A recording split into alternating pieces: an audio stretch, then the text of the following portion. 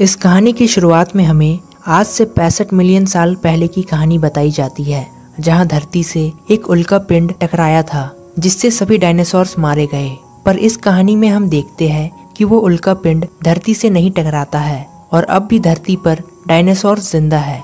हम यहाँ पर 2 डायनासोर कपल्स को देखते हैं जो कि खेती बाड़ी का काम करते हैं। उनके 3 अंडे होते हैं और अब उन पर से बच्चे निकलते हैं। पर यहाँ पर जो उनका सबसे छोटा बच्चा जिसका नाम आर्लो होता है, वो अपने भाई बहन से काफी कमजोर होता है। बीतते वक्त के साथ तीनों बच्चे बड़े हो जाते हैं और आर्लो के भाई बहन अपने माता पिता की खेती बाड़ी में मदद करने लगते हैं। आर्लो भी उनकी मदद करने की कोशिश करता है, पर वो काफी कमजोर होने की वजह से उनकी कुछ खास मदद नहीं कर पाता है। इतने में सर्दियाँ आ जाती है और अब उन्हें लंबी सर्दियों के मौसम के लिए ढेर सारा खाना जमा करना होगा। वे ऐसा ही करते हैं। आर्लो के माता पिता एक स्टोर रूम बनाकर उसमें ढेर सारा खाना जमा कर देते हैं और फिर उस पर अपने फुटप्रिंट्स लगा देते हैं। ये देखकर आर्लो के भाई बहन काफी एक्साइटेड हो जाते हैं और अब वे भी उस पर अपने फुटप्रिंट्स लगाना चाहते हैं। पर उनके पेरेंट्स उनसे कहते हैं कि अगर तुम ये करना चाहते हो तो पहले तुम्हें इसके काबिल बनना होगा।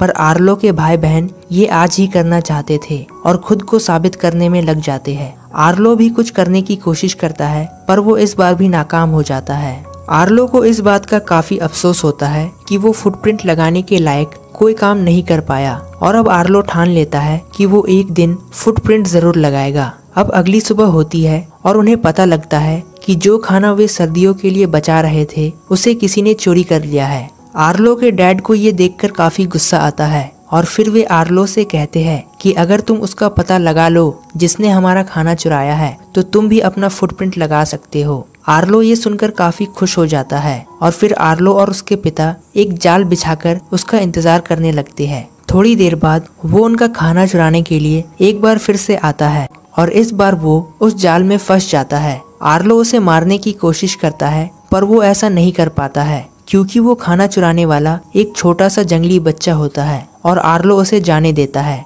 जब बाद में आर्लो के डैड आते हैं और जब उन्हें पता चलता है कि आर्लो ने उस चोर को जाने दिया तो उसके पिता उससे काफी नाराज होते हैं और अब वे खुद ही उस चोर को पकड़ने के लिए जंगल की तरफ जाने लगते हैं। वे अपने साथ आर्लो को भी ले जाते हैं ताकि वे उसके इस डर को भगा सके। इसी बीच वहाँ का मौसम काफी खराब हो जाता है और आसमान में जोरदार बिजली चमकने लगती है।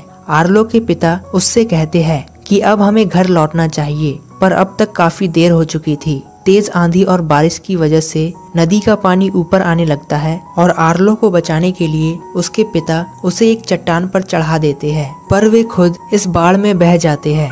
इसके बाद आर्लो अपने घर लौट आता है और उसको अब इस बात का काफी अफसोस होता है कि उसकी वजह से उसके डैड उसके साथ नहीं है और अब वो इसका जिम्मेदार खुद को मानने लगता है। एक दिन जब आर्लो फिर से अपने सर्दियों के खाने को इकट्ठा कर रहा होता है, तभी वो उसी जंगली बच्चे को देखता है।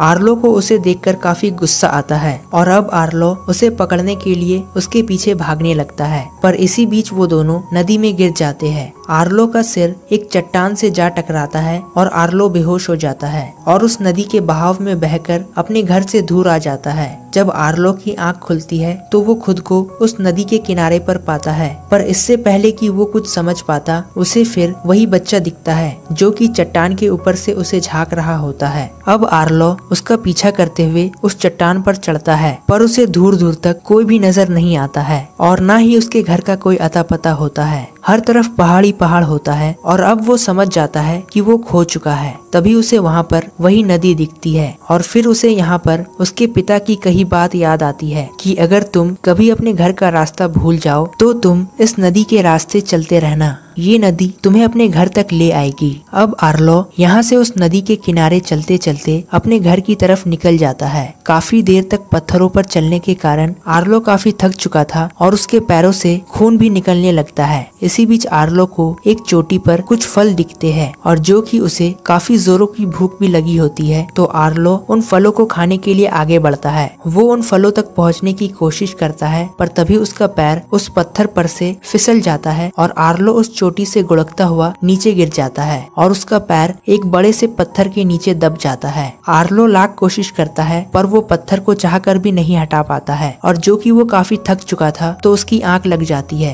जब अगली सुबह आर्लो की आंख खुलती है तो वो पाता है कि किसी ने रात के अंधेरे में पत्थर के नीचे की मिट्टी को खोदकर हटा दिया ताकि आर्लो अपने पैर को निकाल सके। आर्लो को वहाँ पर छोटे छोटे पैरों के निशान दिखते हैं और वो समझ जाता है कि ये वही जंगली बच्चा है जो कि उनके खाने को चुराया करता था। आर्लो जो कि अब भूख की वजह से काफी ज्यादा कमजोर हो चुका था और अब वो आगे चल भी नहीं पाता है। तभी उसके सामने वही जंगली बच्चा झाड़ियों पर से निकल कर आता है और वो यहाँ पर आर्लो के खाने के लिए एक जंगली लिजर्ड लेकर आया होता है। पर जब आर्लो यहाँ पर इसे खाने से इनकार कर देता है तो वो बच्चा समझ जाता है कि आर्लो एक शाकाहारी डायनासोर है और फिर वो यहाँ से आर्लो के खाने के लिए वही फल लेकर आता है जिन्हें आर्लो खाना चाहता था। अब आर्लो इन फलों को खाता है पर इससे उसकी भूख नहीं मिटती है। फिर वो बच्चा आर्लो को लेकर उस जगह पर जाता है जहाँ उन बेरीज का एक काफी बड़ा पेड़ होता है। आर्लो इन फलों को खाना चाहता था पर वो बच्चा आर्लो को रोकता है पर इसके बावजूद आर्लो उन फलों को खाने लगता है। तभी वहाँ पर एक सांप आ जाता है जो कि उस पेड़ पर ही रहता था और अब वो सांप यहाँ से आर्लो पर झपटता है और सभी वहाँ से नीचे गिर जाते हैं। वो सांप यहाँ पर आर्लो को मारने की कोशिश करता है पर वो बच्चा उस सांप से लड़कर उसे भगा देता है। अब यहाँ से उस बच्चे और आर्लो के बीच काफी अच्छी दोस्ती हो जाती है और फिर दोनों एक साथ नदी किनारे आर्लो की घर की तरफ बढ़ने लगते हैं। जब रात होती है तो वो दोनों एक जगह पर जाते हैं। जैसे ही वहाँ पर आर्लो अपने पूंछ को लहराता है तो वहाँ पर काफी सारे जुगनू निकल आते हैं और यहाँ से आर्लो को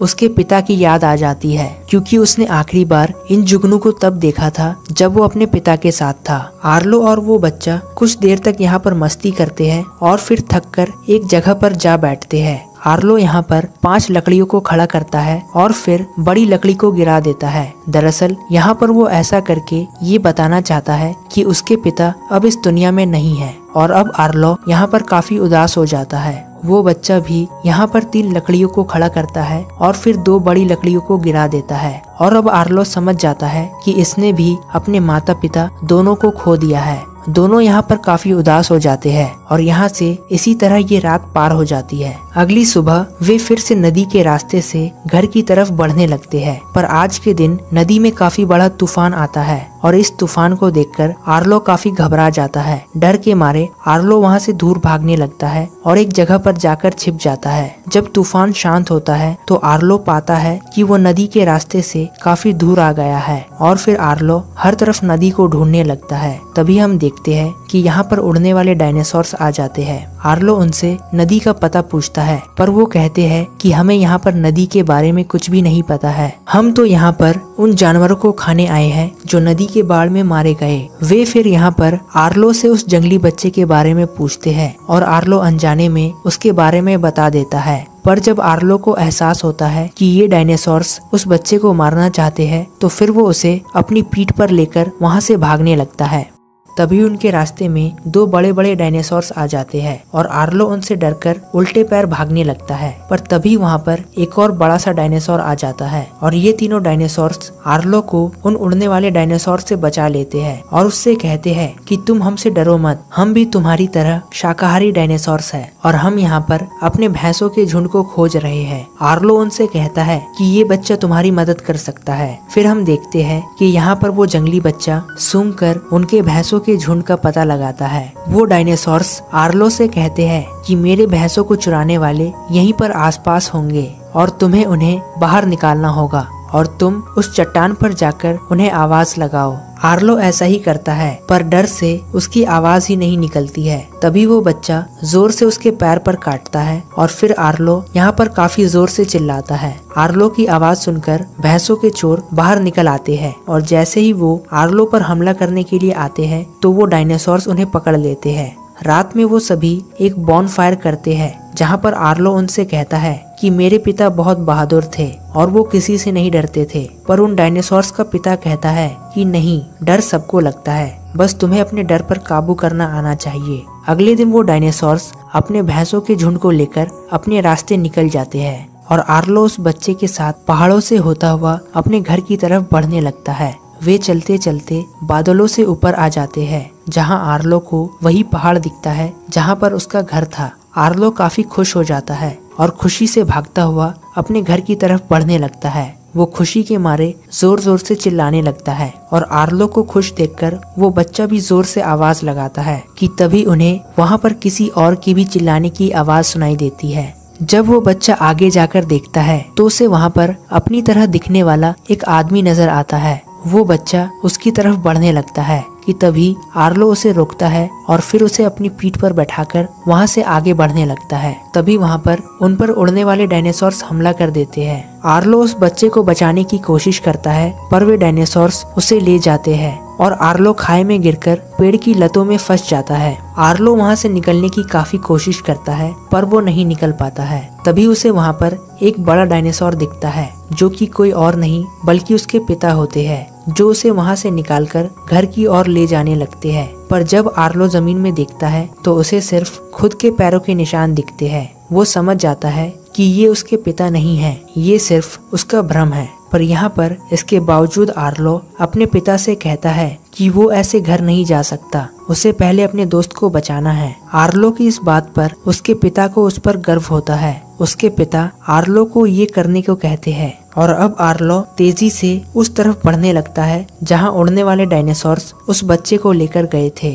वे डायनासोर्स उसे खाने ही वाले होते हैं कि तभी वहाँ पर आर्लो आ जाता है और वो अपने दोस्त को बचाने लगता है। आर्लो एक डायनासोर की तरह काफी जोर से चिल्लाता है और उसकी आवाज सुनकर वे डायनासोर वहाँ से भाग जाते हैं। वो बच्चा अब भी वहीं पर फंसा होता है कि तभी नदी में एक बार फिर से बाढ़ आ जाती है और यहाँ पर इस तूफान को देखकर आर्लो को वो लम्हा फिर से याद आ जाता है जब ऐसे ही एक तूफान में उसने अपने पिता को खो दिया था। लेकिन अब आर्लो डरकर पीछे नहीं रुकता, वो अपने दोस्त को बचाने के लिए नदी में कूद जाता है। आर्लो अपनी जान पर खेलकर अपने दोस्त को बचाता है और उसे ऐन मौके पर पकड़कर किनारे पर ले आता है। आर्लो ने अपने दोस्त को बचा लिया और अब यहाँ से आर्लो को अपने घर तक का रास्ता साफ नजर आने लगता है। तभी उन्हें वहाँ पर वही आदमी नजर आता है जो कि अपने परिवार के साथ होता है और वो जंगली बच्चा उनके पास चला जाता है। वे आदमी जल्द ही उसे अपना लेते हैं और वो बच्चा भी उनके साथ काफी खुश लग रहा होता है। पर वो बच्चा आर्लो को छोड़कर उनके साथ नहीं जाना चाहता था, पर आर्लो उसे समझाता है और उसे जाने के लिए कहता है क्योंकि उसे अपने जैसे लोगों की जरूरत है, एक परिवार की जरूरत है जो उसे प्यार करे, जो उसकी केयर करे। अब वो बच्चा उसकी बात समझ जाता है और वो उसे जोर से हग करता है। वो दोनों इमोशनल हो जाते हैं और दोनों की आंखें नम हो जाती है। आर्लो कभी उसे मारना चाहता था पर अब वो उसके लिए रो रहा है जो कि बेशक खुशी के आंसू है और फिर दोनों अपने रास्ते निकल जाते हैं। जल्द ही आर्लो अपने घर पहुंच जाता है जहां वो अपनी माँ, अपने भाई और अपनी बहन से मिलता है और सभी आर्लो को वापस पाकर काफी खुश हो जाते हैं। आर्लो की माँ उससे कहती है कि तुम्हारे पिता को अब तुम पर नाज होगा और अब तुम भी अपने पैर के निशान को लगाने के लायक हो चुके हो। अगर तुम्हारे पिता जिंदा होते तो वो भी यही चाहते। और फिर आर्लो अपने परिवार के ठीक बगल में अपने पैर का निशान लगाता है और इसी के साथ ये कहानी यहीं पर खत्म हो जाती है।